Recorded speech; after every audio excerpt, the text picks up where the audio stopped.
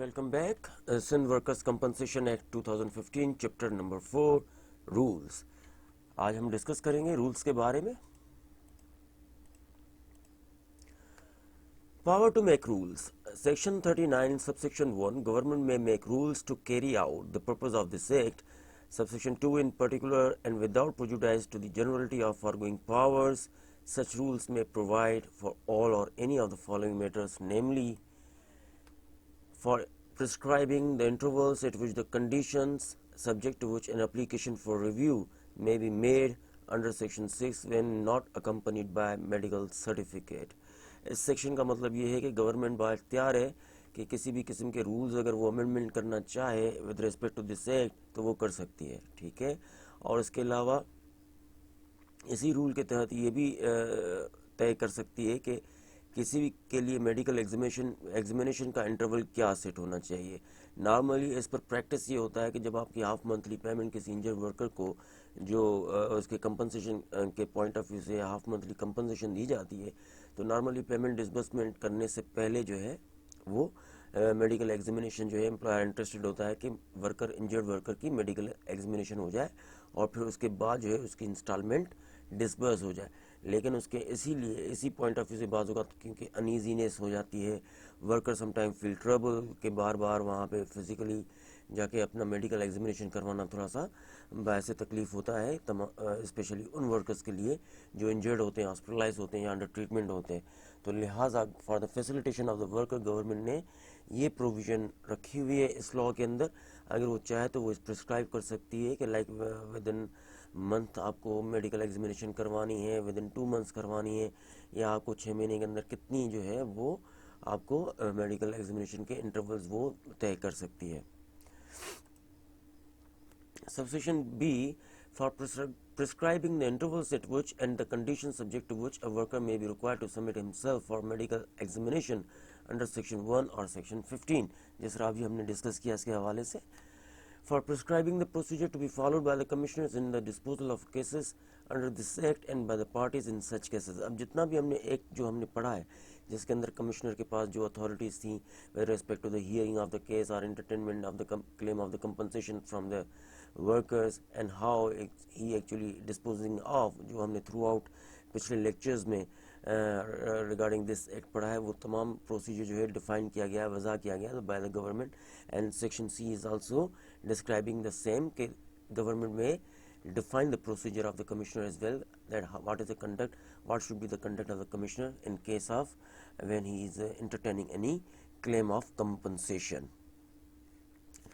Subsection D for regulating the transfer of matters and cases from one commissioner to another and the transfer of money in such cases. ये भी हमने discuss कर लिया था इसके हवाले से.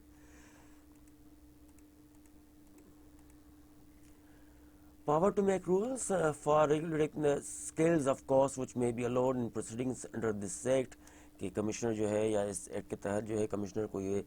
अथॉरिटी या उसकी limit with respect to the cost वो जो है वो भी लिमिट की जा सकती है, उसको प्रोविज़न दी जा सकती है कि कौन सी कॉस्ट किसको बियर करनी है. तो लिहाजा विद रिस्पेक्ट टू द जो भी चीज़ with respect to the cost with regarding the medical examination of worker and to whom the cost should be bear and all that, it is defined in the procedures and the act as well.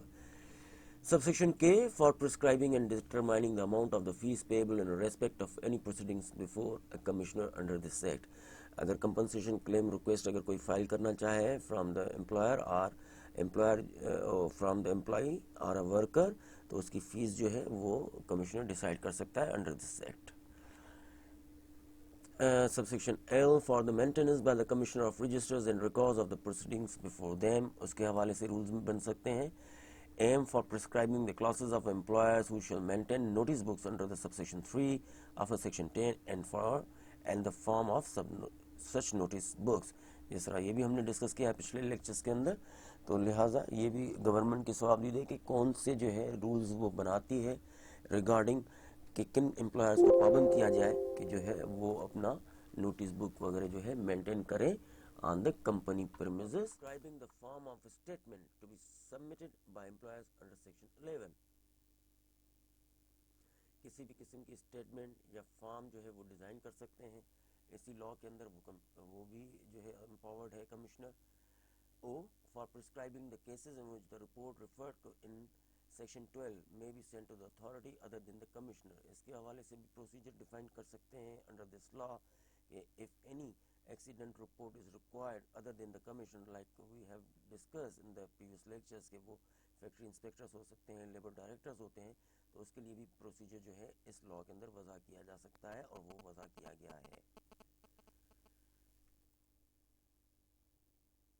For prescribing the abstracts of this act and of the rules required by section 14, ये भी हमने discuss कर लिया. Publication of rules, section 40,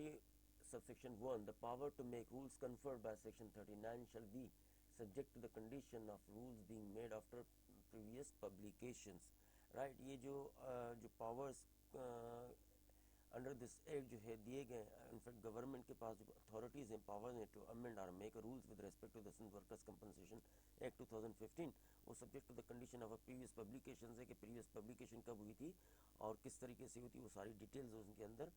as an reference देना बड़ा important है. Subsection 2, the date to be specified in accordance with the clause 3 of the section 23 of General Clauses Act 1897 is that after which a draft of rules proposed to be made under section 39 will be taken into the consideration shall not be less than 3 months from the date on which the draft of the proposed rules was published for general information. Right, जब rules बनाए जाते हैं तो naturally जो है उसका draft वगैरह भी बनाया जाता है और with in 3 months of period इसके ऊपर डिबेट वगैरह जो भी होती है वो डिबेट होती है, डिस्कशंस होते हैं, डिलिब्रेशंस होते हैं, उसके बाद जब रूल्स होते हैं वेल और वो एक जनरल पब्लिक के लिए जो है आया किए जाते हैं कि कौन कौन से जो है रूल्स जो है what kind of rule is actually being made. तो within 3 months of period जो है वो ड्राफ्ट प्रपोजल रूल्स वगैरह जो है पब्लिश होने चाहिए for the information of general public. Subsection 3, rules so made shall be published in the official gazette and on such publication shall have effects as if enacted in the act. अब इसी तरीके से बताया गया कि वो ऑफिशियल गजेटी के अंदर उसको फिर डिटरमाइन या डिस्प्ले किया जाता है, सर्कुलेट किया जाता है और उसका इफेक्ट जो है as per is same like the act. Arrangement for transfer of money paid as compensation, इसके हवाले से भी रूल बनाए जा सकते हैं इसी एक्ट के तहत और गवर्नमेंट मजाज है और वो उन्होंने बनाए भी हैं. सेक्शन 41(1) गवर्नमेंट में by notification official gazette make rules for the transfer to any other country और a province of money deposited with the commissioner under this act which has been awarded or may be due to any reasons residing or about to reside in such country or a province and for the receipt,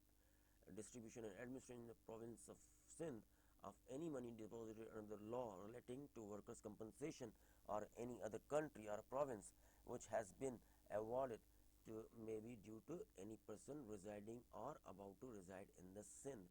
इस section का simple मकसद ये है कि government के पास ये authority है कि वो किसी भी किस्म का ट्रांसफ़र से रिलेटेड रूल्स बना सकती हैं. ट्रांसफ़र वो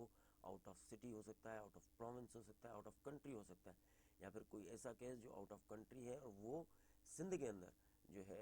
एज एन प्रोविंस, क्योंकि ये प्रोविंशियल लॉ की हम बात कर रहे हैं, डिस्कशन कर रहे हैं, तो we will be discussing in the context of the province. Right, तो सिंध अगर चाहे तो विद इन द सिटी और आउट ऑफ प्रोविंस और आउट ऑफ कंट्री भी ट्रांसफ़र कर सकता है और फिर ट्रांसफ़र इन भी हो सकता है in the province of Sindh to deal with the cases of a compensation when deemed necessary, when deemed required. Provided that no sum deposited under this act in respect of fatal accident shall be so transferred without the consent of the employer concerned until the commissioner receiving the sum has passed orders determining its distribution and apportionment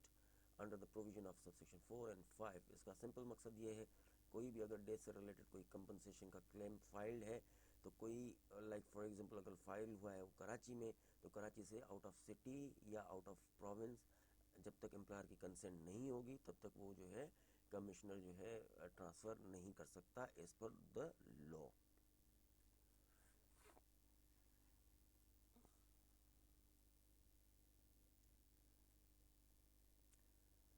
Subsection 2, where money deposited with the commissioner has been so transferred in accordance with the rules made under this section, the provisions elsewhere contained in this act regarding distribution by the commissioner of the compensation deposited with him shall cease to apply in respect of any such money. Exactly इसके हवाले से जो बात हुई है, अगर जो भी रूल्स इसके अंदर वज़ा किए गए हैं, ठीक है, और जो कंपनसेशन का अमाउंट कमिश्नर के पास ऑलरेडी एम्प्लॉयर की तरफ से डिपॉजिटेड है, ठीक है, और उसकी डिस्ट्रीब्यूशन कंपनसेशन जो है वो सीज हो जाएगी, और जब तक कोई स्पेसिफिक फॉर एग्जांपल एम्प्लॉयर की जो है कोई रिक्वेस्ट या उसकी कंसेंट नहीं आ जाती with respect to the transfer of the cases, वो फिर वो पेमेंट जो है कमिश्नर के पास सीज ही रहेगी।